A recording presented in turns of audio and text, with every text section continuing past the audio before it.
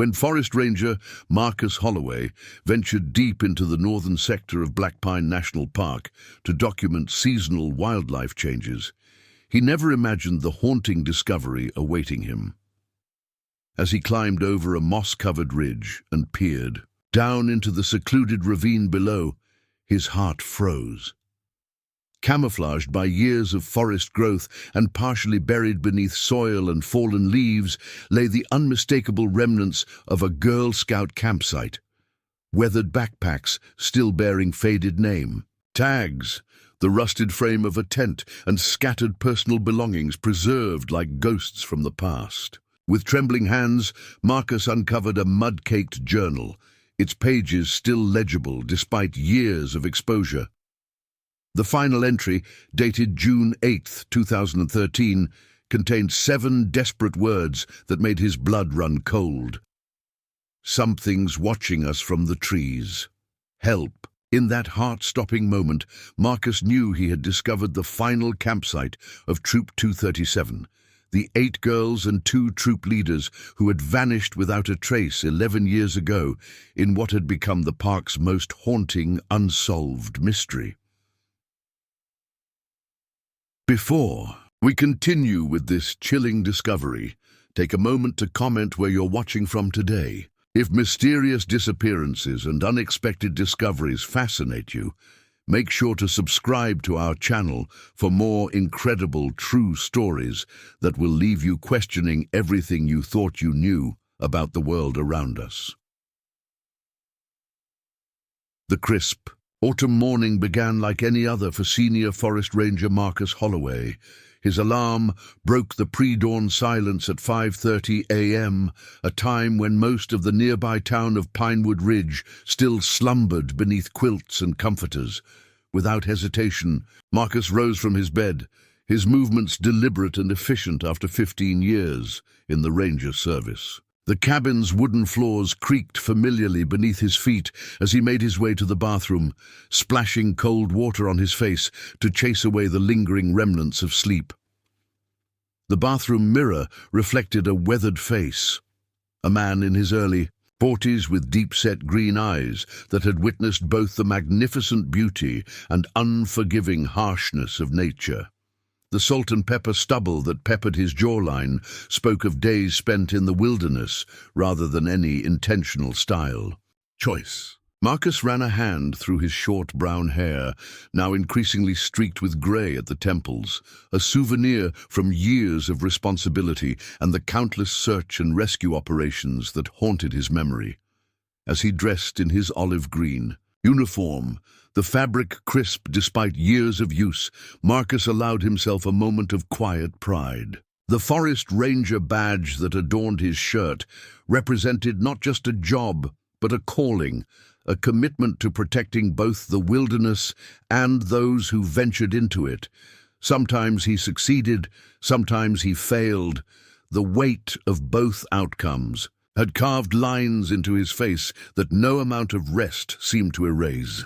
After a simple breakfast of oatmeal and strong black coffee, Marcus gathered his gear for the day. His weathered leather backpack contained the essentials: first aid kit, topographical maps, compass, satellite phone, water purification tablets, and enough provisions to sustain him for several days if necessary. Though today's mission was a routine wildlife survey in the northern sector of Black Pine National Park, Marcus never cut corners on preparation.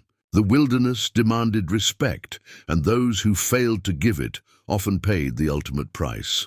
The fall air bit at his skin as Marcus stepped outside his cabin, the breath from his lungs condensing into wispy clouds that dissolved into the early morning light. The sky was transitioning from darkness to a deep indigo, with the first hint of dawn illuminating the eastern horizon. The surrounding pines stood as silent sentinels, their needled branches swaying gently in the breeze, creating a whispering soundtrack that never failed to center him. Marcus inhaled deeply, filling his lungs with the crisp mountain air tinged with the earthy scent of pine and decaying leaves.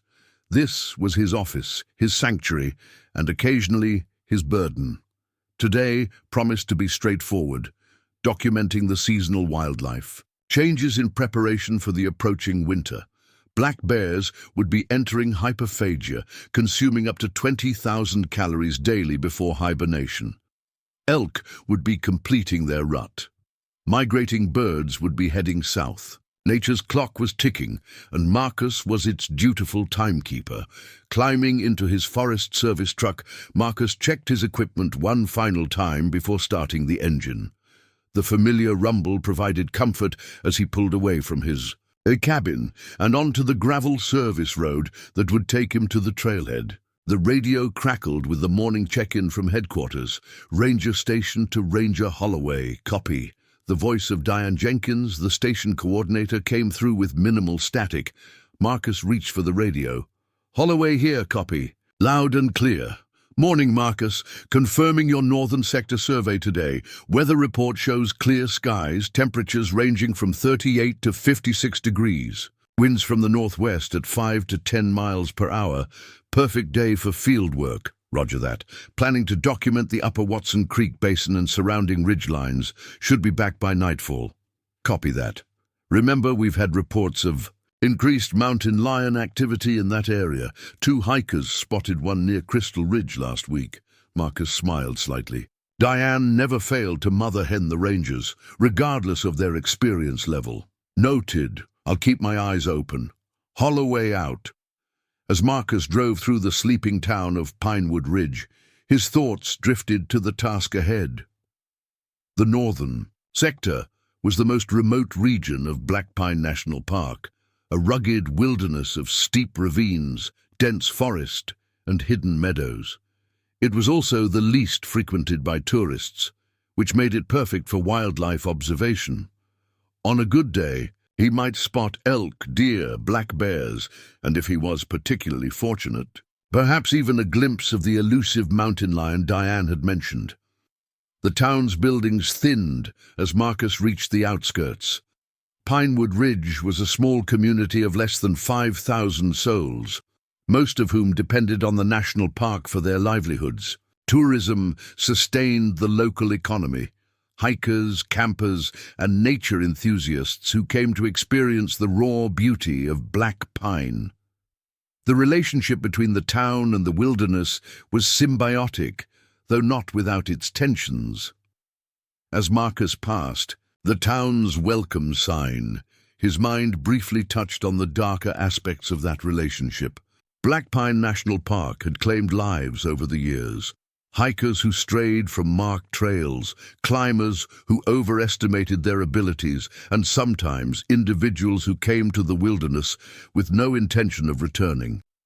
As a ranger, Marcus had participated in countless search and rescue operations, some successful, others ending in tragedy.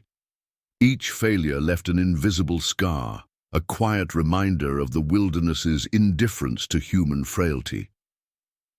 But there was one case that haunted not just Marcus, but the entire community: the disappearance of Girl Scout Troop 237 11 years ago. 8 girls between the ages of 12 and 14, along with their 2 adult troop leaders, had vanished during what should have been a routine 3-day camping trip in the park's northern sector.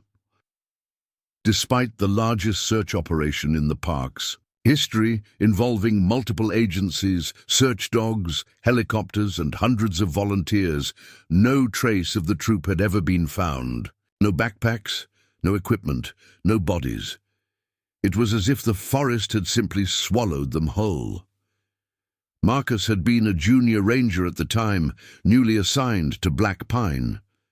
The search for Troop 237 had been his first major operation, and its failure had nearly broken him. For weeks afterward, he had returned to the search area during his off hours, convinced that everyone else had missed something, that he could be the one to find them. Eventually, his supervisor had ordered him to stop, concerned about his mental health. The case had officially gone cold, relegated to filing cabinets and occasional mentions on anniversaries of the disappearance. Shaking off these somber thoughts, Marcus refocused on the road ahead. The pavement gave way to gravel as he turned onto the service road that would take him to the northern trailhead. The truck bounced over ruts and potholes, the familiar discomfort a reminder that he was leaving civilization behind. After parking at the deserted trailhead, Marcus shouldered his pack and checked his GPS. The device confirmed what he already knew. He faced a 6-mile hike to reach his first observation point at Watson Creek Basin. With measured strides, he set off on the narrow trail that wound its way through the dense forest. The morning passed in a rhythm familiar to any experienced ranger.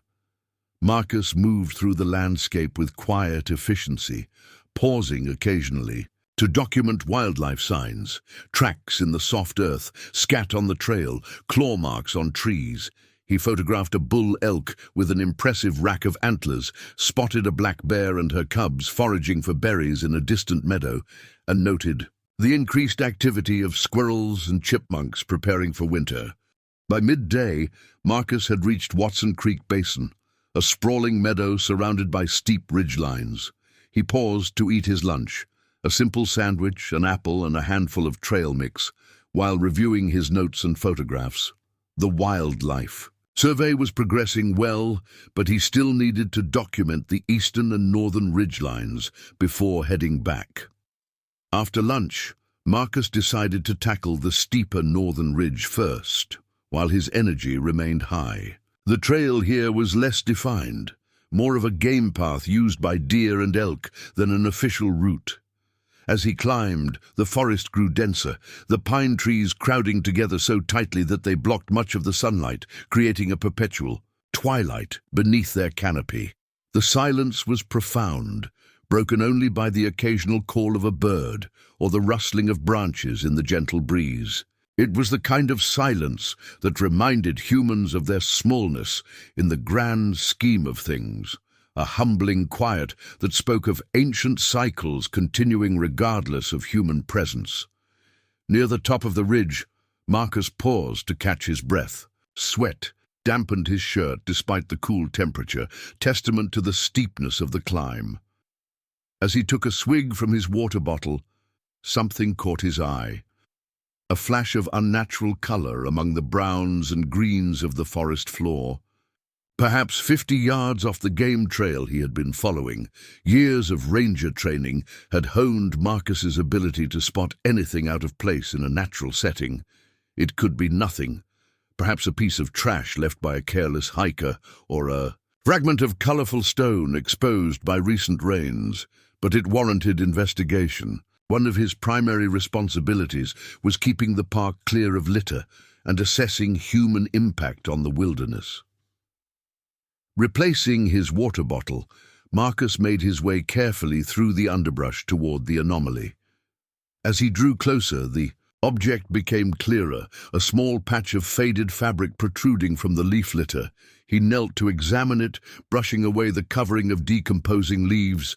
His fingers closed around synthetic material, stiff with age and exposure to the elements. With gentle pressure, Marcus pulled, expecting to extract a discarded piece of camping equipment or clothing left behind by a hiker. Instead, the resistance he met suggested the item was larger and possibly partially buried. Using a small collapsible trowel from his pack, Marcus carefully cleared more of the surrounding debris. What emerged sent a jolt of adrenaline through his system. A backpack, small in size, the once bright blue fabric now faded to a ghostly cyan after years of sun exposure and weathering.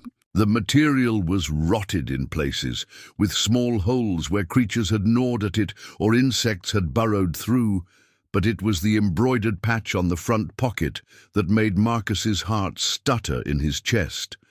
A Girl Scout insignia, barely discernible after years in the elements, but unmistakable to anyone familiar with the organization. Marcus sat back on his heels, his mind racing. Black Pine National Park spanned over 300,000 acres of wilderness. The odds of randomly stumbling upon a single backpack in this vast expanse were astronomical. Yet here it was, physical evidence potentially connected to a disappearance that had haunted the region for over a decade. With trembling fingers, Marcus unzipped the main compartment of the backpack. The zipper moved stiffly, protesting after years of disuse. Inside, the contents had fared better than the exterior, protected somewhat from direct exposure to the elements. A water bottle, its plastic cracked and brittle. A first aid kit still sealed. A flashlight with batteries corroded inside. And most significantly, a small notebook with a plastic cover that had preserved the pages within. Marcus carefully extracted the notebook, feeling as though he was handling evidence at a crime scene, which, he realized with growing certainty, he probably was. The cover bore a name written in faded marker, Lily Sanderson. The name struck Marcus like a physical blow. Lily Sanderson had been the youngest member of Troop 237, just 12 years old when she vanished. Her school photo had been plastered across the region during the search, a smiling girl with braces and pigtails who had her whole life ahead of her. With reverence bordering on dread, Marcus opened the notebook. The first pages contained what one might expect from a young Girl Scout: notes on wilderness survival, sketches of plants and animals, cheerful observations about her fellow troop members. But as he carefully turned to the later entries, the tone changed dramatically. The final entry, dated June 8, 2013, the day before the troop was reported missing, contained words that sent ice through Marcus's veins. "Something's watching us from the trees. Help!" Marcus looked up from the notebook, suddenly acutely aware of his surroundings. The forest that had felt so familiar just moments ago now seemed alien and threatening. The silence took on a watchful quality, as if the trees themselves were holding their breath. Forcing himself to focus, Marcus surveyed the area more carefully. Now that he knew what to look for, other anomalies became apparent. A few yards away, partially concealed by a fallen log and years of accumulated forest debris, was what appeared to be the collapsed frame of a tent.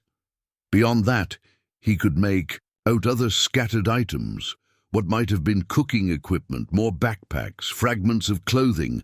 This wasn't just a random lost item. This was a campsite, the final campsite of Troop 237.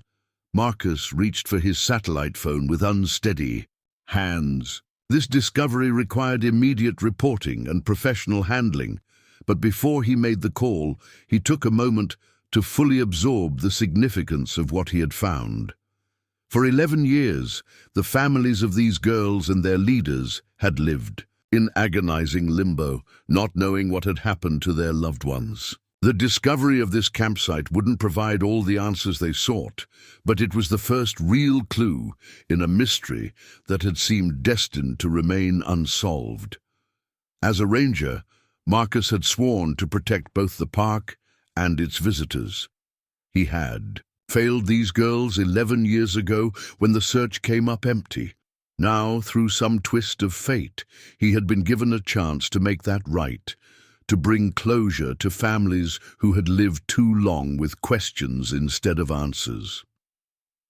With renewed determination, Marcus dialed the emergency code for the ranger station. As he waited for a response, his eyes were drawn back to Lily's notebook and those 7 haunting words.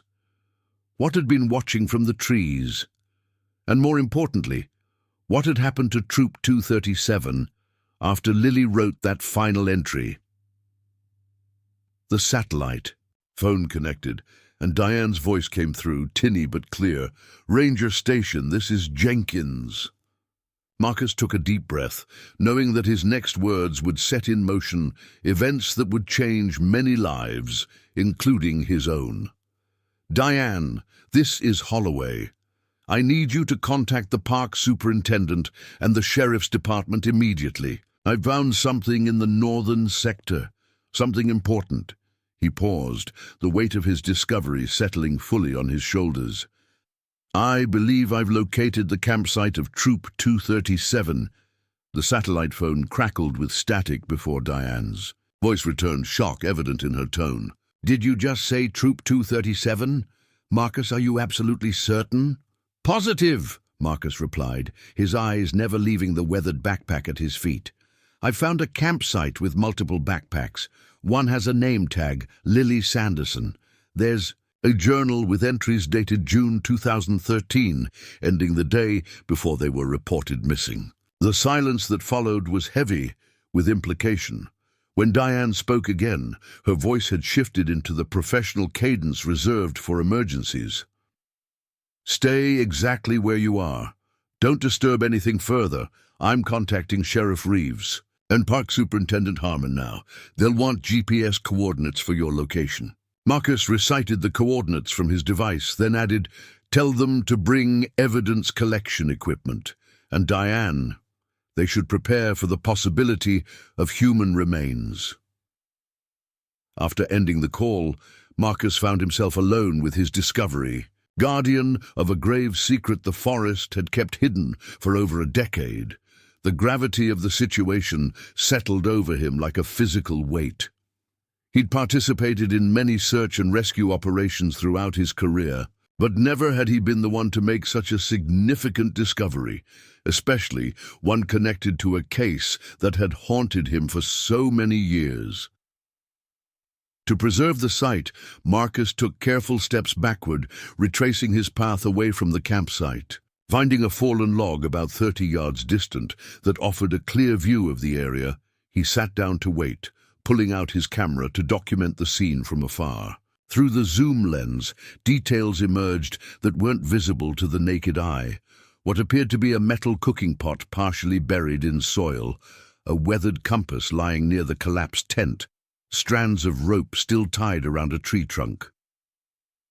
Each item told part of a story that had remained untold for 11 years, fragments of lives interrupted. Marcus found himself wondering about the final moments in this campsite. Had the girls been frightened? Had they tried to flee? Or had something more insidious occurred? The notebook's final entry played on repeat in his mind. "Something's watching. Us from the trees. Help. What had Lily seen? And why hadn't the extensive search teams found this location 11 years ago?" The northern sector had been thoroughly combed during the initial search, or so everyone had believed. Marcus himself had walked within a mile of this very spot during those desperate days. The campsite wasn't particularly well hidden. It sat in a small clearing just off a game trail. Yet somehow it had remained undiscovered until today. As the minutes stretched into an hour, Marcus maintained his vigil, occasionally scanning the surrounding forest. The initial adrenaline rush from his discovery had faded, replaced by a hyper-awareness of his environment. Every snapping twig or rustling leaf drew his attention. Though he'd spent thousands of hours in these woods, today they felt different, as if the forest itself were conscious of the secrets it had kept. His thoughts were interrupted by the distant sound of voices and movement through the underbrush. Soon, several figures emerged on the game trail.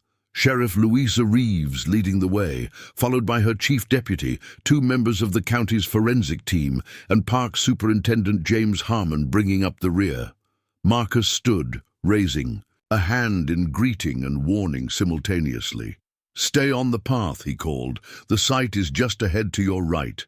Sheriff Reeves, a tall woman with short grey hair and the weathered complexion of someone who spent considerable time outdoors, approached Marcus with measured steps. Though nearing 60, she moved with the confidence and agility of someone half her age. Having served as sheriff for over 20 years, she had been one of the principal investigators in the original disappearance. "Holloway," she acknowledged with a nod. "Diane briefed me. Show me what you found." Marcus led the group to the perimeter of his discovery, careful to point out the visible evidence without entering the scene again. "The backpack is right there," he indicated, "belonging to Lily Sanderson. Inside is a notebook with entries up to June 8, 2013. Over there appears to be a collapsed tent, and scattered around are various other items consistent with camping equipment." Sheriff Reeves surveyed the scene, her expression unreadable, though Marcus noted how her right hand clenched and unclenched at her side, a subtle tell of her inner tension. "Mills, Garcia, start documenting everything, she instructed the forensic team. Full photographic record before anything gets moved. Set up a grid search pattern extending 50 yards in all directions from the center of the campsite. As the forensic team began their methodical work, Superintendent Harmon stepped closer to Marcus. A tall, lean man in his early 60s with a full head of silver hair. Harmon had been running Black Pine National Park for nearly 2 decades. He'd overseen the original search operation and had been the one to make the painful decision to shift from rescue to recovery, and finally to suspend the search altogether. "You said there was a journal?" Harmon asked, his voice low. Marcus nodded. "I only read the last entry before calling it in. The girl, Lily, wrote that something was watching them from the trees." Harmon's expression tightened. "Animals, maybe. Bears, mountain lions." "Possibly," Marcus conceded. "Hey, but having worked in these woods for 15 years, I've never known wildlife to make people disappear without leaving any trace. And why wouldn't our search teams have found this site? We covered this area thoroughly." Sheriff Reeves, who had been listening to their exchange, joined the conversation. "That's the million-dollar question, isn't it? We had over 200 people searching, including trained SAR teams with dogs, helicopters with thermal imaging. How did we miss this?"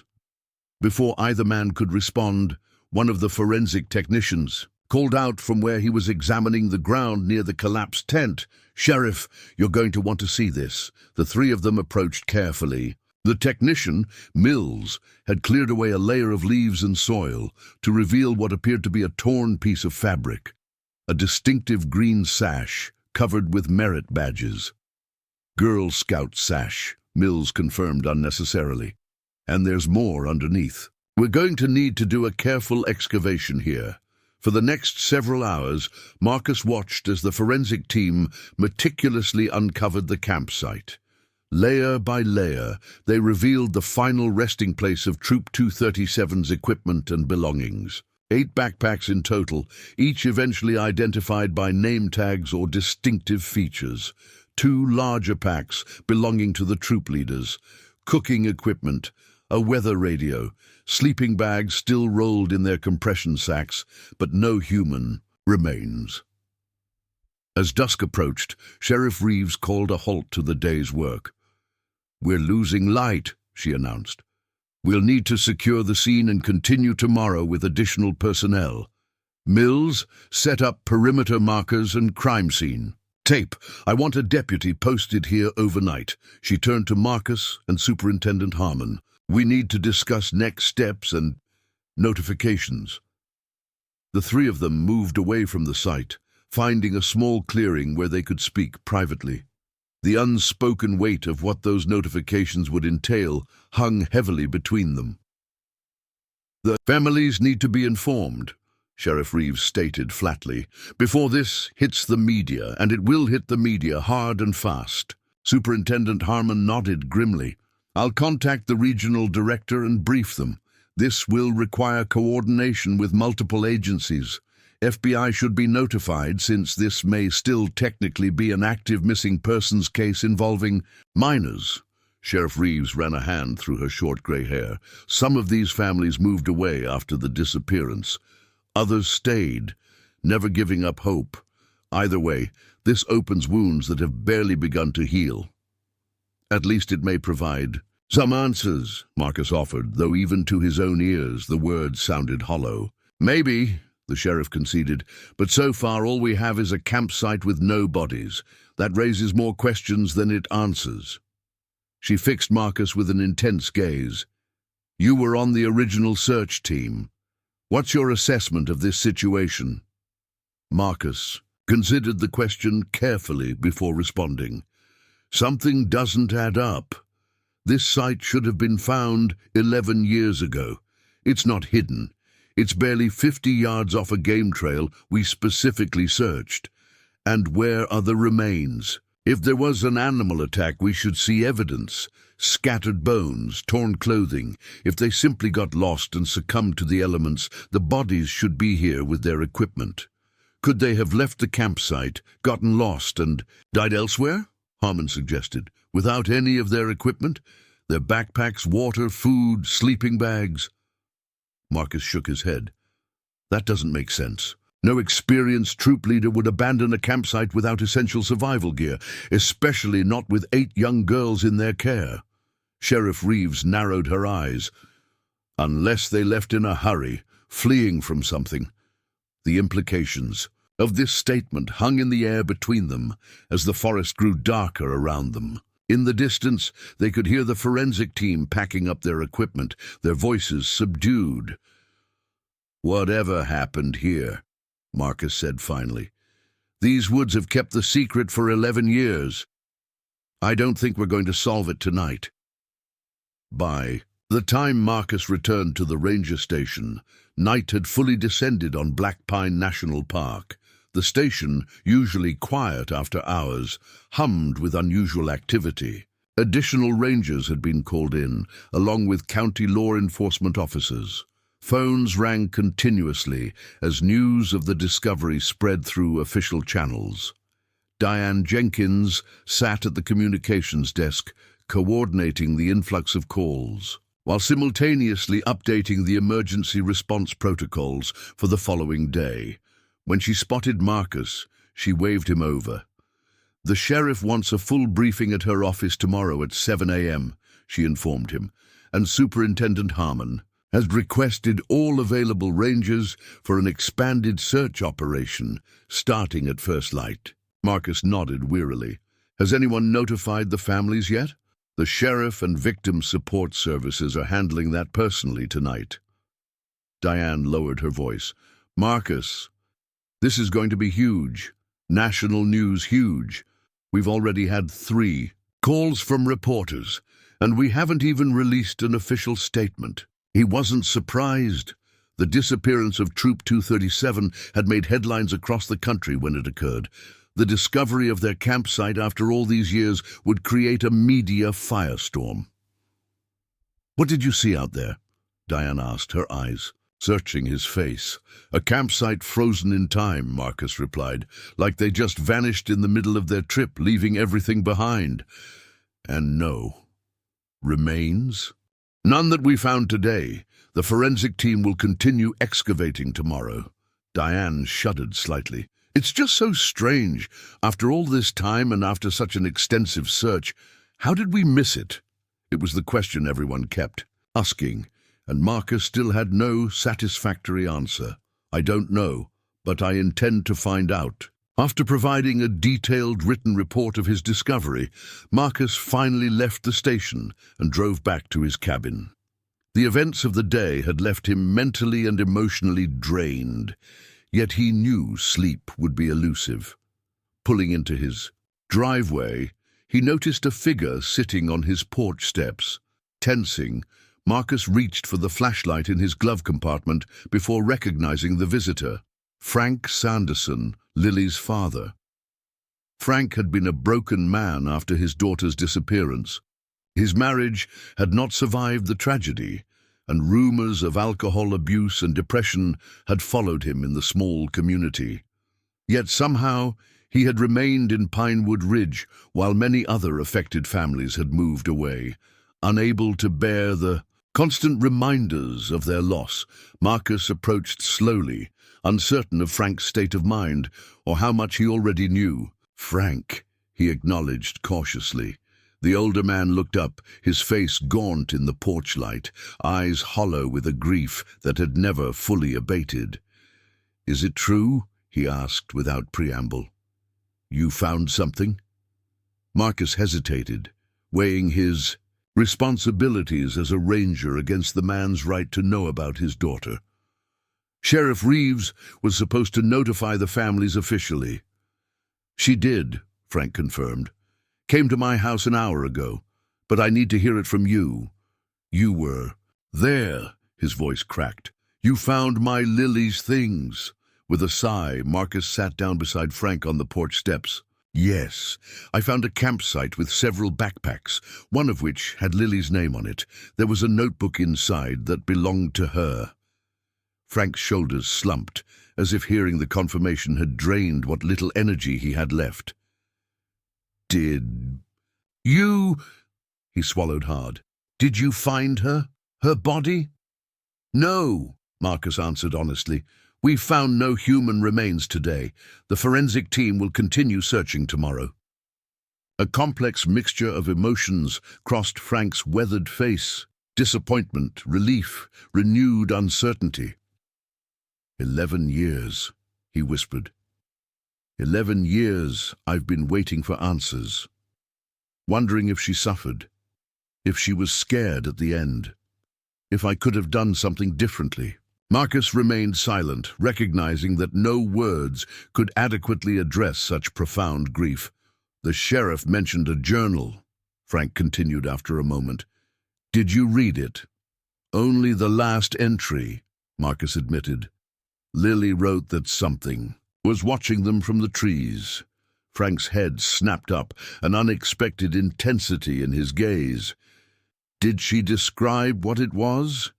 The question seemed oddly specific, raising Marcus's professional instincts. No, just that something was watching. Why do you ask? Frank looked away, his focus shifting to the dark forest beyond the cabin. In the weeks before the camping trip, Lily had nightmares. Said she saw something in the woods behind our house, a figure watching her. He gave a hollow laugh. Her mother and I thought it was just preteen imagination, maybe anxiety about the upcoming trip. A chill that had nothing to do with the night air crept up Marcus's spine. Did you tell the investigators about this at the time? Of course, Frank nodded. They dismissed it, said kids have nightmares all the time, that it wasn't relevant to the search. He turned back to Marcus, his eyes glistening with unshed tears. But what if it was?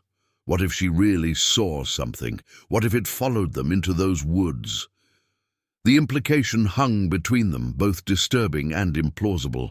Yet in that moment, with the forest looming dark around them and the discovery of the day still fresh, it didn't seem entirely beyond the realm of possibility. Frank, Marcus said gently, we're going to find out what happened. I promise you that. Whether he could keep such a promise remained to be seen, but Marcus felt the weight of it settle on his shoulders nonetheless. The mystery of Troop 237 had consumed 11 years of Frank Sanderson's life, and now it threatened to consume his own as well. As Frank finally rose to leave, he paused, turning back to Marcus with a haunted expression. You know what the worst part is? Not knowing. Death I could have eventually accepted, but this limbo, he shook his head. Just find her, Ranger Holloway. Find my little girl and bring her home, even if it's just her bones. I need to say goodbye. With those words, Frank shuffled to his truck and drove away, leaving Marcus alone with thoughts darker than the night. Around him, for the first time since his discovery, the full emotional impact hit him. Not just the professional responsibility of solving a case, but the human cost of this tragedy and the desperate hope his discovery had rekindled in a father's heart. Tomorrow would bring a new search, new evidence, and perhaps new answers. But tonight, Marcus sat on his porch steps, listening to the whispering pines and wondering what secrets they still kept about the fate of 8 young girls and their leaders who had vanished into these woods 11 years ago. The early morning, fog clung to the trees like ghostly shrouds as Marcus guided his vehicle up the service road. Sleep had eluded him most of the night, his mind replaying Frank Sanderson's words and the haunting final entry in Lily's journal. By 5:30 a.m., he had abandoned any pretense of rest and prepared for what promised to be a grueling day. The normally quiet parking area at the northern trailhead now resembled a small operations center. 4 county sheriff vehicles, 2 forensic vans, and several Park Service trucks created a semicircle around a hastily erected command tent. As Marcus parked, he noted the presence of unfamiliar vehicles with government plates. FBI had arrived, just as Superintendent Harmon had predicted. Inside the command tent, Sheriff Reeves stood before a topographical map pinned to a portable display board. Red markers indicated the location of yesterday's discovery, with concentric circles showing planned search areas. Around her gathered a mix of law enforcement, forensic specialists, and park rangers, many of whom Marcus recognized from the original search 11 years ago. "Holloway," Sheriff Reeves acknowledged as he entered. "Just in time. This is Special Agent Carter from the FBI's Missing Persons Unit." A woman in her late 30s with auburn hair pulled back in a severe ponytail stepped forward, extending her hand to Marcus. Her grip was firm, her assessment of him swift and clinical. "Ranger Holloway, I understand you're the one who made the discovery. I'd like to hear directly from you what you found and the condition of the site." For the next 15 minutes, Marcus recounted yesterday's events in precise detail. His wildlife survey route, the initial sighting of unusual color in the forest, the discovery of Lily's backpack and journal, and the subsequent uncovering of the campsite. Agent Carter listened without interruption, occasionally making notes on a small tablet. "And you're certain this area was searched during the original investigation?" she asked when he finished. "Absolutely," Marcus confirmed. "I personally participated in grid searches that covered this section of the park. The site is barely 50 yards off a game trail we specifically followed." Agent Carter exchanged glances with Sheriff Reeves before addressing the assembled group. "Based on preliminary findings, we're treating this as a potential crime scene. The unusual circumstances, a campsite that remained undiscovered despite extensive searches, the apparent sudden abandonment of all equipment, and the troubling final journal entry suggest we may be looking at foul play." A somber mood settled over the tent as she continued. "Our priority today is methodical expansion of the search area around the campsite. We need to locate any human remains or additional evidence that might indicate what happened to these 10 individuals. Superintendent Harmon stepped forward. "We've divided the expanded search area into quadrants," he explained, gesturing to the map. "Each team will consist of 1 forensic specialist, 1 law enforcement officer, and 1 park ranger familiar. With the terrain, Agent Carter has requested that Ranger Holloway join her team for the primary site excavation, given his discovery and familiarity with the case." Marcus nodded, unsurprised by the assignment. As the briefing concluded and teams began to disperse, Sheriff Reeves approached him. "Holloway, a word before you head out." They stepped outside the tent, moving away from the bustling activity to speak privately. "How's Frank Sanderson doing?" she asked without preamble. Marcus raised an eyebrow, surprised by the question. "He was waiting at my cabin when I got home last night." "How did you know?" "Small town," she replied with a shrug. "One of my deputies spotted his truck heading toward your place after we notified him." Her expression softened slightly. "Frank never recovered from Lily's disappearance. His wife left 6 months after, couldn't handle his obsession with finding answers. He lost his job at the lumber mill, started drinking heavily. The last few years he's been sober, working odd jobs around town, but he's never stopped looking. He mentioned something interesting," Marcus said, lowering his voice. "Said Lily had nightmares before the trip about something watching her from the woods behind their house. Given her final journal entry—" "I know about the nightmares, Sheriff," Reeves interrupted. "We investigated thoroughly at the time. Nothing substantive came of it." Something in her tone made Marcus pause. "But," the sheriff sighed, glancing around to ensure they wouldn't be overheard, "between us there were similar reports from 2 of the girls in the troop. Complaints about feeling watched, strange nightmares. Parents chalked it up to pre-trip jitters or Slender Man stories the girls were sharing online. And you didn't think that might be relevant to mention yesterday?" "It's all in the case files which the FBI has now. I'm not hiding anything, Holloway." She fixed him with a stern look. "But I am concerned about jumping to sensational conclusions based on the frightened writings of children. This investigation needs to stay grounded in evidence, not campfire stories." Before Marcus could respond, Agent Carter appeared beside them. If you're ready, Ranger Holloway, I'd like to proceed to the site. The hike to the campsite took longer than the previous day, the trail now crowded with personnel carrying equipment. Marcus led the way, with Agent Carter and a forensic technician named Rodriguez following close behind. Unlike Sheriff Reeves, who had shared the community's grief and carried the weight of the failed investigation, Agent Carter maintained professional detachment, asking precise questions about the terrain, weather patterns, and wildlife in the area. When they reached the site, Marcus was struck by how different it looked in the clinical light of day, surrounded by evidence markers and crime scene tape. What had felt like a solemn, almost sacred discovery yesterday now resembled any other crime scene: methodical, impersonal, technical. The forensic team had already begun expanding their excavation, carefully removing layers of accumulated forest debris from the central area of the campsite. Agent Carter surveyed their progress before turning to Marcus. "I'd like to see the journal you found." The evidence had been carefully bagged and transported to the command center the previous evening, but copies of Lily's journal pages had been made for the investigation team. Agent Carter accepted the folder Marcus handed her and began methodically reviewing the contents. As she read, her expression remained neutral, betraying no emotion at the increasingly frightened tone of the entries. The journal documented what had started as an exciting Girl Scout adventure: hiking, setting up camp, learning about local flora and fauna. But around the third day, the entries began to change. June 6th. Ms. Peterson says we're imagining things, but Zoe and I both heard weird noises last night. Not like normal forest sounds, more like whispering, but not in any language I know.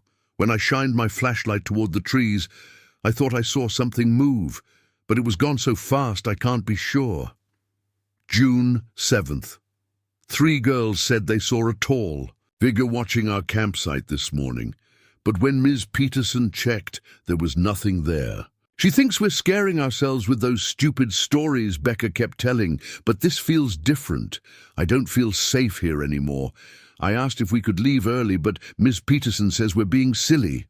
And finally, the last entry that had chilled Marcus to the bone. June 8th, something's watching us from the trees, help! Agent Carter closed the folder, her professional demeanor firmly in place, despite the disturbing content. Interesting. The writing style is consistent throughout. No indication of coercion or someone else writing the final entry. The progression, from excitement to concern to fear, appears organic. "You don't sound particularly disturbed by what you just read," Marcus observed. "I've worked missing children cases for 12 years, Ranger Holloway," she replied evenly. "I've learned to separate emotional reactions from analytical assessment. These entries suggest mounting fear, possibly mass hysteria among the girls, but they don't tell us what actually happened." Before Marcus could respond, an excited call came from the far edge of the excavation area.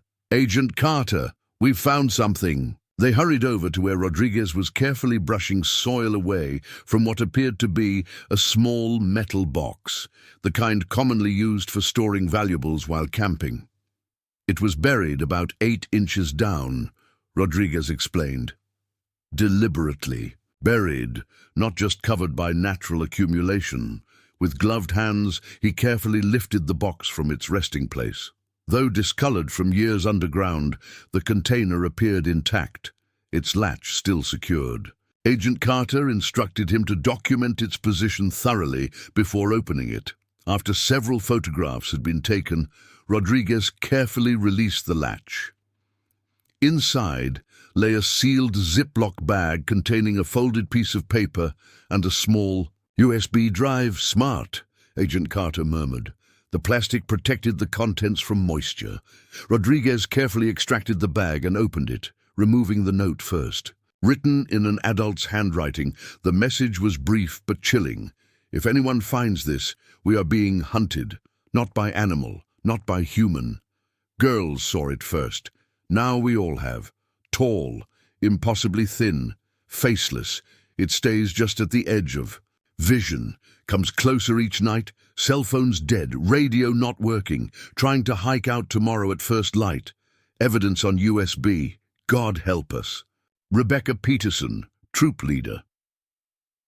The silence that followed was profound, broken only by the distant calls of birds and the rustle of leaves in the morning breeze. Marcus felt a chill that had nothing to do with the temperature. "I assume Rebecca Peterson was one of the troop leaders?" Agent Carter asked, her voice betraying the first hint of unease. Marcus nodded. Eighth-grade science teacher, experienced outdoors woman, not someone prone to panic or imagination. Agent Carter carefully placed the note in an evidence bag before turning her attention to the USB drive. "We'll need to get this to our technical team immediately. If there's photographic or video evidence..." Her words trailed off as shouts erupted from another section of the expanded search area. Through the trees, Marcus could see a cluster of personnel gathering around something on the ground about 50 yards from the main campsite. When they arrived at the scene, the reason for the commotion became immediately clear. What had originally appeared to be an oddly shaped rock protruding from the forest floor was, upon closer inspection, unmistakably the crown of a human skull. "Hold all personnel back," Agent Carter ordered, taking control of the situation. "I want our primary forensic team here now." Within minutes, the area had been secured, and the forensic recovery specialists began their grim work. As the excavation progressed, it became apparent that they weren't dealing with a single set of remains, but multiple bodies in what appeared to be a hastily dug grave. Marcus stood at the perimeter watching as the specialists worked with methodical precision to uncover what the forest had hidden for 11 years. Despite his years of service and experience with wilderness tragedies, the scene before him was unlike anything he had encountered. "They tried to escape," Agent Carter said quietly, coming to stand beside him. "Based on the campsite evidence in this location, they abandoned their equipment and fled in this direction." "But they didn't get far," Marcus observed grimly. "No," she agreed. "And the question remains, what were they running from, and how did all 10 of them end up here?" By mid-afternoon, the forensic team had exposed enough of the grave to confirm their worst fears. All 10 members of Troop 237 appeared to be present, their remains arranged in what could only be described as an unnatural configuration. Rather than the chaotic positioning one would expect from a hasty burial or natural disaster, the bodies had been deliberately placed in a circular pattern, heads pointing inward, hands seemingly joined together. As the sun began its descent, casting long shadows through the trees, Superintendent Harmon made the decision to continue the recovery operation into the night. Portable lights were brought in, their harsh glare creating an eerie contrast against the darkening forest. Marcus found himself assigned to perimeter security, tasked with keeping the site secure from potential media intrusions. Several reporters had already attempted to access the trail, despite the official statement providing minimal details about the discovery.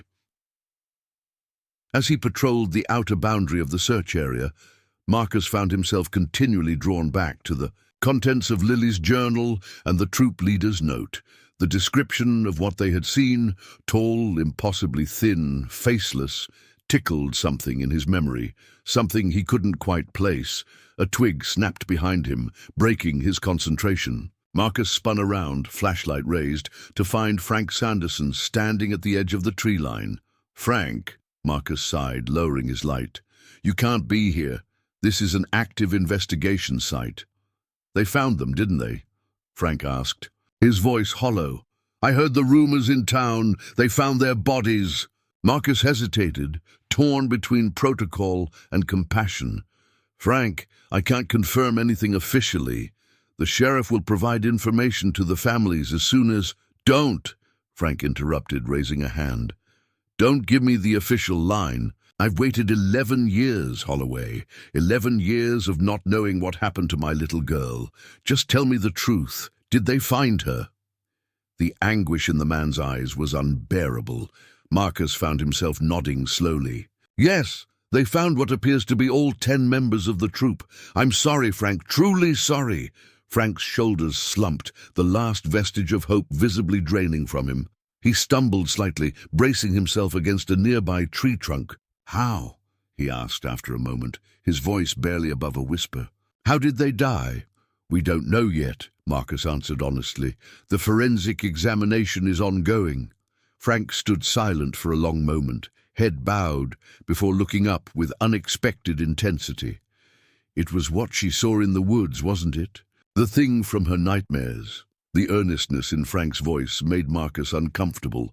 Frank, we don't have any evidence to suggest— I found her drawings, Frank interrupted. After she disappeared, hidden in her dresser drawer, he reached into his jacket pocket, withdrawing a folded piece of paper that he thrust toward Marcus. This is what my daughter saw, watching her before she disappeared. This is what followed them into these woods. With reluctant curiosity, Marcus unfolded the paper, the drawing done in colored pencil, with the careful determination of a child trying to capture something precisely, showed a figure that made his blood run cold. Impossibly. Tall and thin, with elongated limbs and a blank, featureless face, exactly as Rebecca Peterson had described in her note. Jesus, Marcus whispered, unable to hide his reaction. You've seen it before, Frank stated, not a question, but a certainty. No, Marcus replied, refolding the drawing. But the troop leader described something similar in a note we found buried at the campsite. Frank's expression shifted from grief to a strange vindication. Then you believe me now? You believe what Lily saw was real? Marcus chose his words carefully. I believe that whatever happened to Troop 237 was traumatic enough, that both the girls and their adult leaders perceived a threat. Whether that threat was exactly as they described it, you still think it's just a story, Frank said bitterly, a figment of imagination or mass hysteria. What I think doesn't matter, Marcus countered. What matters is finding the truth about what happened to them, whatever that truth may be. A call from deeper in the forest interrupted their conversation. Someone was looking for Marcus. I have to go, he told Frank. You need to leave the area now. I promise I'll let you know when there's more information I can share. Frank hesitated, then handed the drawing to Marcus. Keep this. Show it to your FBI agent. Maybe it will help them understand what they're really dealing with. As Frank turned and disappeared into the darkness beyond the search perimeter, Marcus carefully tucked the drawing into his pocket. Despite his rational mind's resistance, he couldn't shake the unsettling correlation between Lily's artwork, the troop leader's final note, and the bizarre arrangement of bodies in the grave. When he rejoined the main search area, Marcus found Agent Carter reviewing footage on a laptop, her face illuminated by the screen's blue glow. She looked up as he approached, her professional composure noticeably shaken. The technical team was able to access the USB drive, she said without preamble. There's only one file, a video taken the night before they disappeared. She turned the laptop toward him. I think you should see this. The footage was dark and shaky, clearly filmed on a smartphone in night mode. Rebecca Peterson's voice came through the speakers, breathless and frightened. This is Rebecca Peterson, troop leader for 237. Something has been stalking our campsite for the past 3 nights. The girls saw it first, but now, there, do you see it? At the edge of the trees. The camera panned rapidly toward the forest line, capturing a brief glimpse of something tall and slender retreating behind a tree. Too quick to see clearly, but unmistakably not a normal human silhouette. It's been getting closer each night. Electronics failing. Can't call for help. We're packing up at first light to hike out. But I wanted to document. Oh God, there it is again. The camera swung violently, momentarily capturing what appeared to be an impossibly elongated figure standing motionless between 2 distant trees. Before the video abruptly ended, Marcus stared at the black screen, his mind struggling to process what he had just seen. After a moment, he reached into his pocket and withdrew Lily's drawing, handing it to Agent Carter. "Frank Sanderson, Lily's father, gave me this. It's a drawing Lily made before the trip, showing what she claimed was watching her from the woods. Behind their house." Agent Carter studied the drawing, her expression unreadable in the dim light. The power of suggestion is strong, especially among children. One girl describes a monster. Others begin to see it too. And the adult troop leaders? The video? The way the bodies were arranged? Marcus pressed. Agent Carter handed the drawing back to him. "I deal in evidence, Ranger Holloway. Concrete, explicable evidence. Right now, all we have is a tragic situation with ambiguous documentation that could be interpreted multiple ways. And how do you interpret it?" She closed the laptop, plunging them into deeper darkness. "I think 10 people died in these woods. I think they were frightened of something, whether real or imagined. And I think our job is to determine exactly how they died and if someone was responsible." As Agent Carter walked away to confer with the forensic team, Marcus remained standing at the edge of the illuminated recovery site. In the distance, beyond the harsh artificial lighting, the forest stretched vast and dark, its ancient trees standing silent witness to whatever had transpired here 11 years ago. He found himself scanning the shadows between the trunks, and involuntary shiver running down his spine as Frank's words echoed in his mind. "This is what my daughter saw watching her before she disappeared. This is what followed them into these woods." For the first time since becoming a ranger, Marcus felt a primal unease in the forest he had sworn to protect, a sense that perhaps there were aspects of these wild places that defied rational explanation, secrets the trees kept that were never meant to be discovered. The recovery operation continued through the night and into the following day. Marcus, having been relieved of his perimeter duty at dawn, returned to the command tent for the morning briefing. The atmosphere had shifted. Noticeably, the professional detachment giving way to a palpable tension. Conversations hushed as he entered, several pairs of eyes tracking his movement before quickly looking away. Sheriff Reeves stood with Agent Carter and Superintendent Harmon at the command table, their expressions grim as they examined what appeared to be preliminary autopsy reports. They looked up as Marcus approached. Holloway, Superintendent Harmon, greeted him with unusual formality. "We were just about to send for you." "What's happened?" Marcus asked, noting the strained silence that had fallen over the tent. Agent Carter gestured to the chairs. "You might want to sit down for this." Marcus remained standing. "I'll stand, thanks. Just tell me what's going on."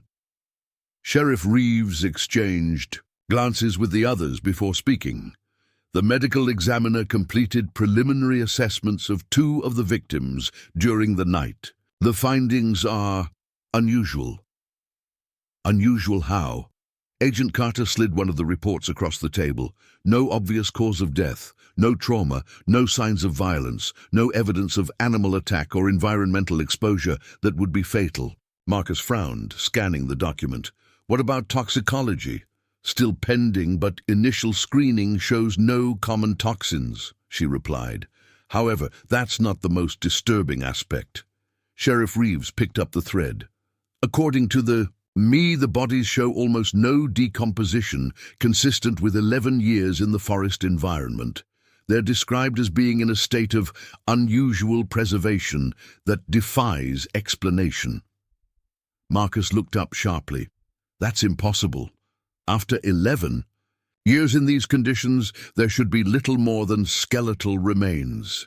"Precisely," Agent Carter confirmed, "yet the soft tissue is largely intact, merely desiccated, almost mummified. The ME says he's never seen anything like it outside of very specific environmental conditions.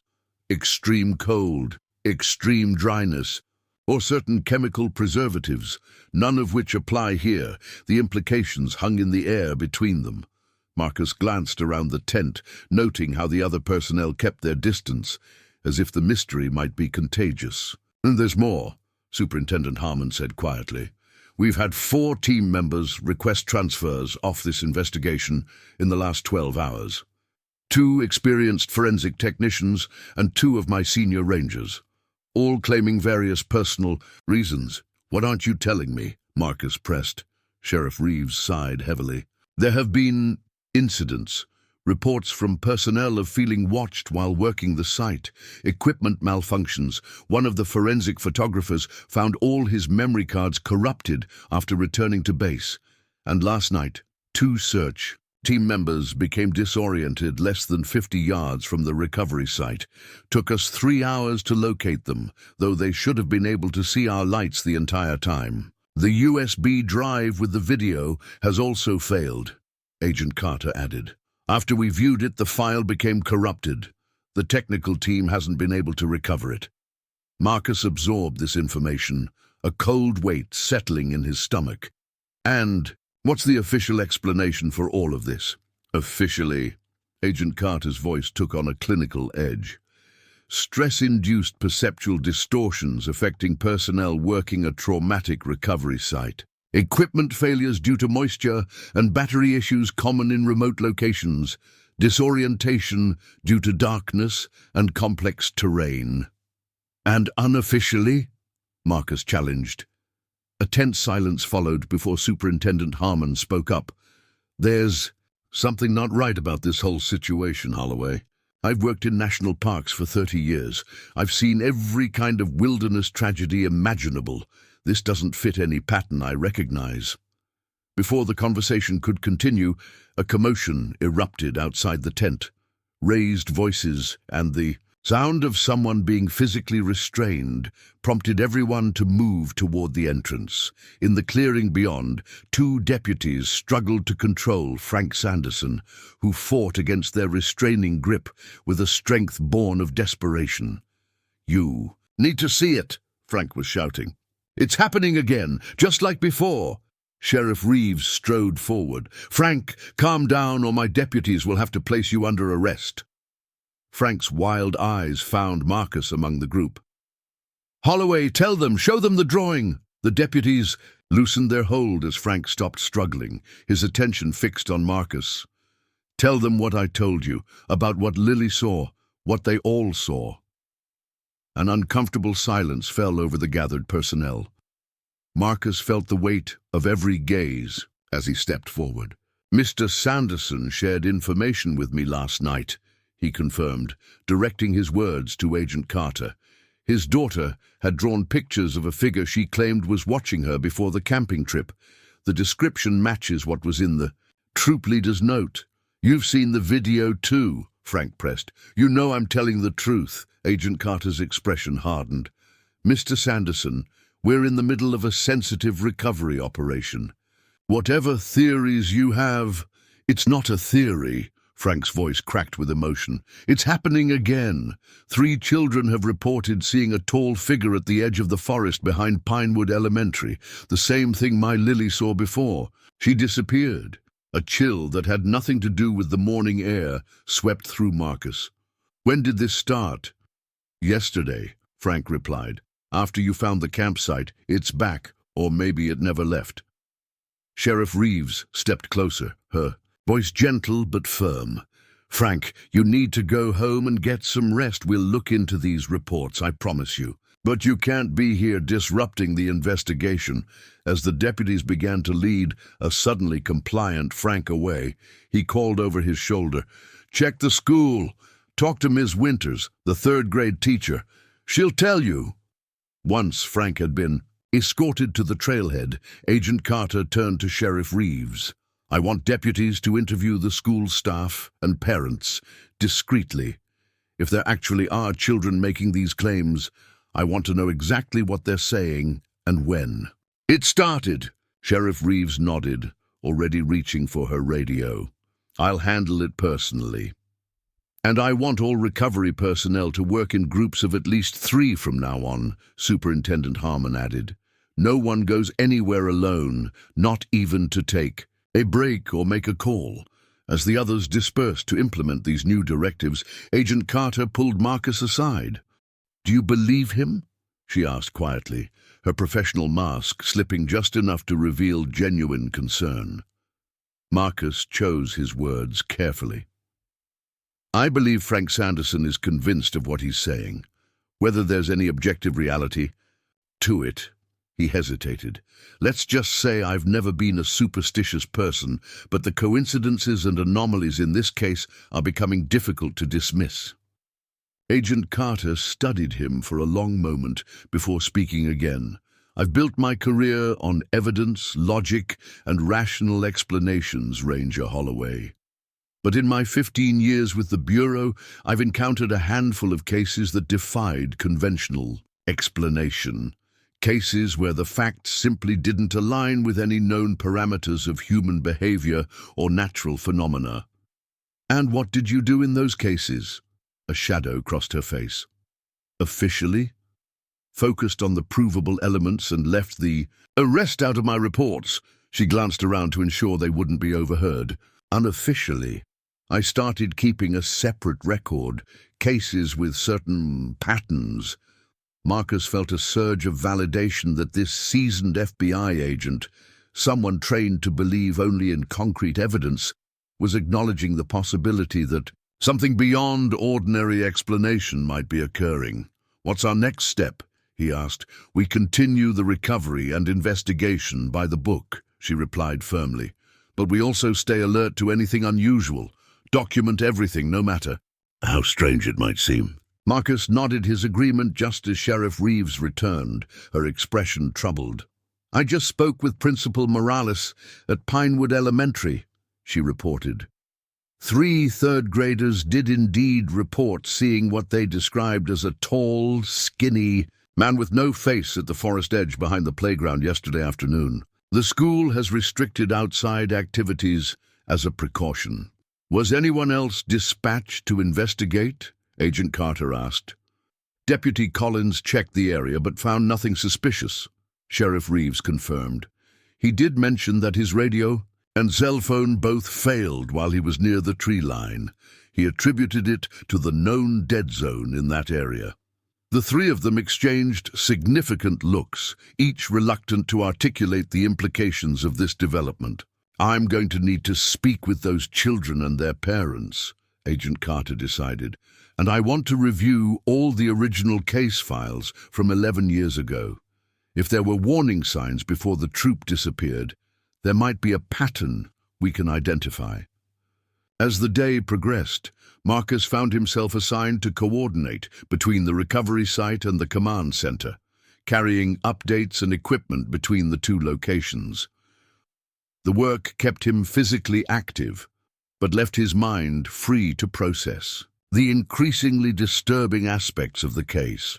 By late afternoon, 4 bodies had been fully recovered and transported to the medical examiner's facility. The inexplicable state of preservation remained consistent across all victims, defying scientific explanation. Additionally, technicians had discovered that all electronic devices recovered from the campsite, watches, cameras, the weather radio, had stopped functioning at precisely 9:47 p.m. on June 8, 2013, the date of Lily's final journal entry. As dusk approached, bringing with it a heavy mist that curled around the trees in ghostly tendrils, Marcus made his final trip to the recovery site. The floodlights created islands of harsh illumination in the gathering darkness, their boundaries seeming to waver as the mist thickened. The forensic team was preparing to secure the site for the night when Rodriguez approached Marcus, his normally professional demeanor noticeably shaken. "Holloway, we found something else," he said, leading Marcus to a small table where evidence was being processed. It was beneath the body of the 2nd Troop Leader, Angela Ramirez. On the table lay a sealed evidence bag containing what appeared to be a small digital audio recorder, its metallic surface tarnished but intact. "The batteries are dead, of course," Rodriguez explained, "but our tech managed to extract the memory card. There's a single audio file recorded the same night as..." The video on the USB drive. He handed Marcus a tablet with headphones. You should hear this before we send it to the command center. It's disturbing. Settling the headphones over his ears, Marcus tapped the play icon on the screen. After a moment of static, Angela Ramirez's voice emerged, tense and hushed. This is Angela Ramirez, assistant leader for Troop 237. It's approximately 9:30 p.m. on June 8th. I'm making this recording because I need to document what's happening in case we don't make it out of here. Something has been stalking our campsite for 3 nights now. At first, we thought it was just the girls scaring themselves with stories. Then Rebecca and I both saw it, a figure at the edge of the clearing, tall, unnaturally thin, standing perfectly still. When we approached, it retreated into the trees, moving in a way that didn't seem human. Since then, it's been appearing more frequently, always just at the periphery of our vision, always watching. Last night, it came closer to the tents. The girls are terrified. So am I. We've tried to radio for help, but all our electronics are malfunctioning. It's like something is draining the power. We plan to hike out tomorrow morning, but now I'm not sure we should wait that long. Rebecca thinks we should. A sharp intake of breath interrupted her narrative, followed by frantic whispering. It's here, right outside the tent. Oh God, it's... A strange distortion overtook the recording, not static, but something like multiple voices whispering simultaneously in an unrecognizable language. Through this disturbing audio, Angela's voice came through one final time, a single agonized word. No. Then nothing. Just the hiss of an empty recording. Marcus removed the headphones, a cold sweat breaking out across his forehead despite the chill in the air. Rodriguez watched him expectantly. Have you shown this to Agent Carter? Marcus asked, his mouth dry. Rodriguez shook his head. You're the first. I thought, given your connection to the case, make a copy immediately, Marcus instructed. Multiple copies on different devices, then get this to the command center. As Rodriguez hurried to comply, Marcus stepped away from the evidence table, needing a moment to process what he had heard. The audio recording confirmed the mounting pattern of anomalies surrounding the case. Electronic failures, the presence of an unknown observer, and the bizarre auditory distortion that defied explanation. His thoughts were interrupted by a commotion from the perimeter of the site. Raised voices and the beam of flashlight sweeping through the trees indicated someone had arrived. Marcus made his way toward the disturbance, expecting another update from headquarters. Instead, he found Sheriff Reeves speaking urgently with Agent Carter, both women's expressions grave in the harsh artificial light. What's happened? Marcus asked as he approached. Sheriff Reeves turned to him, her professional composure visibly strained. We've got a situation in town. A third grader has gone missing from Pinewood Elementary. A boy named Tyler Wilson. He was last seen at the edge of the playground, near the forest boundary. The implications hit Marcus like a physical blow. When? About an hour ago, during after-school care. The staff thought he was hiding as a prank until they did a full search of the building. Agent Carter was already issuing orders into her radio, mobilizing FBI resources to assist with the search.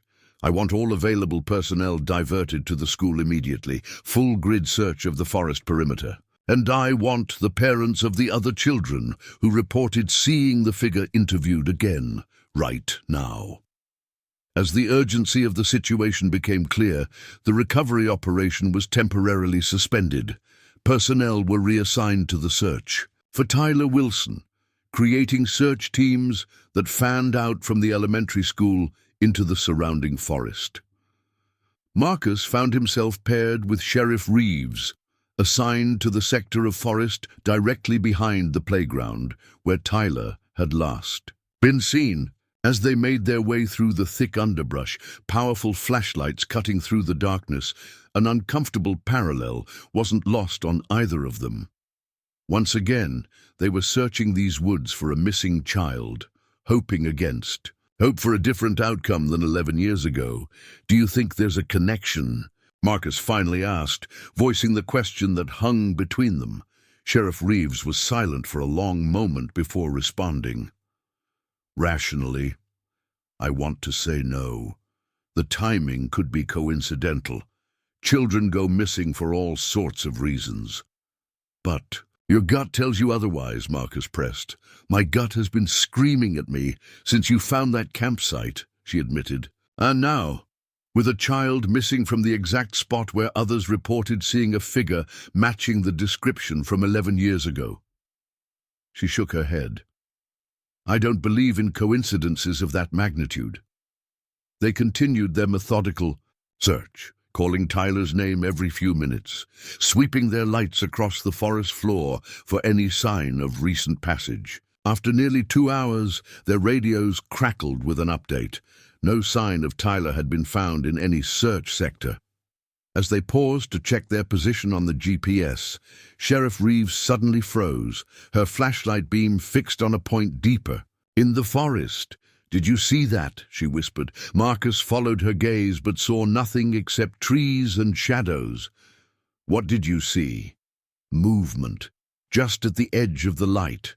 Something tall, moving between the trees.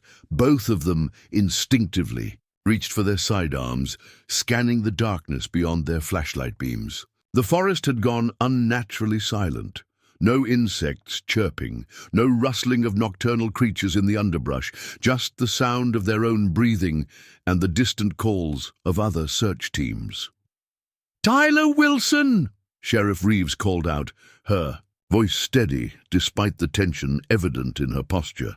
"This is Sheriff Reeves. If you can hear me, please answer." The silence that followed seemed to deepen, pressing against them like a physical force. Then, just as Marcus was about to suggest they continue moving, a child's voice responded from the darkness ahead. "Help me. I'm lost."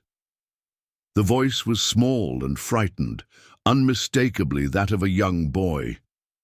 Without hesitation, both Marcus and Sheriff Reeves moved toward the sound, their flashlights illuminating a path through the dense undergrowth.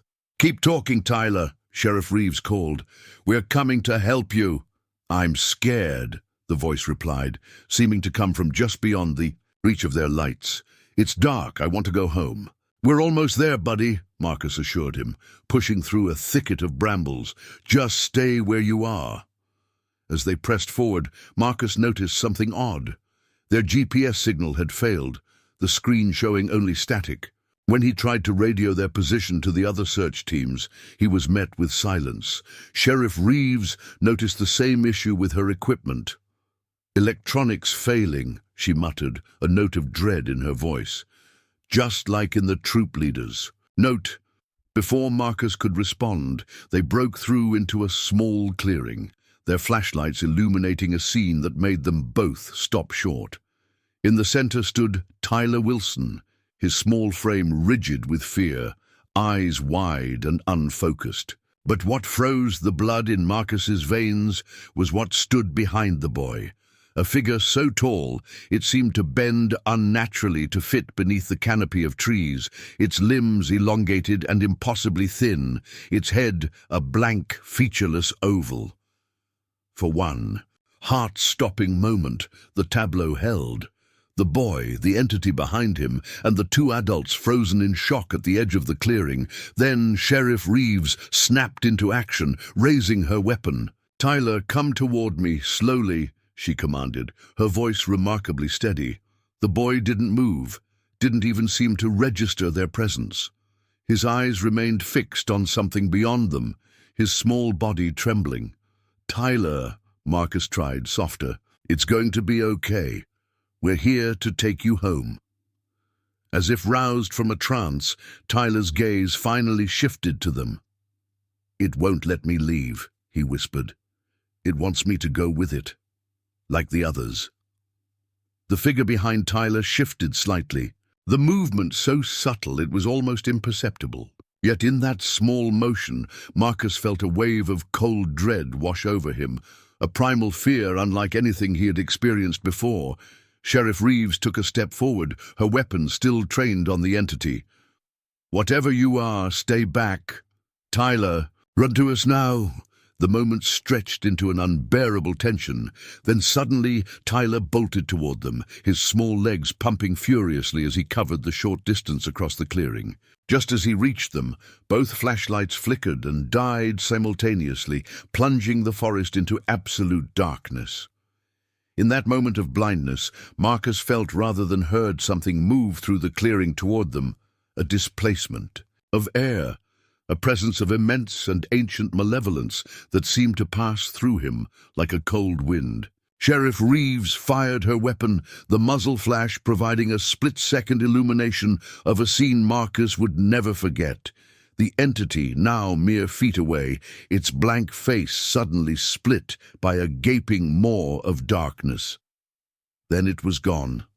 The forest, erupting into chaos as radios crackled back to life, flashlights rekindled, and the sounds of approaching search teams filled the night air. Tyler clung to Marcus's leg, sobbing with relief and lingering terror. Within minutes, they were surrounded by FBI agents and deputies, the boy safely retrieved, the forest once again just a forest, no sign of the entity that had held him captive. Later, as medical personnel examined Tyler at the command center established at Pinewood Elementary, Marcus and Sheriff Reeves gave their report to Agent Carter. They recounted exactly what they had seen in the clearing, their failed electronics, and the entity's apparent retreat when confronted. Agent Carter listened without interruption, her expression growing more troubled with each detail. When they finished, she asked only one question. "Does this match what you saw in the video from the USB drive?" "Yes," Marcus confirmed. "Identical." Agent Carter was silent for a long moment before making a decision. "We're implementing a full evacuation of all residents within 2 miles of the forest boundary, effective immediately. No one goes near that forest until we understand what we're dealing with." "And what exactly are we dealing with?" Sheriff Reeves asked, the question that had hung unspoken between them finally given voice. "I don't know," Agent Carter admitted. "But whatever it is, it's taken 10 lives already, and it nearly took another tonight. I'm not willing to risk any more." As emergency services mobilized to implement the evacuation order, Marcus found himself drawn to the edge of the playground, staring into the dark line of trees beyond. The forest that had been his workplace and sanctuary for 15 years now seemed like a dwelling place for something ancient and malevolent, something that had perhaps always been there, watching and waiting from just beyond the edge of human perception.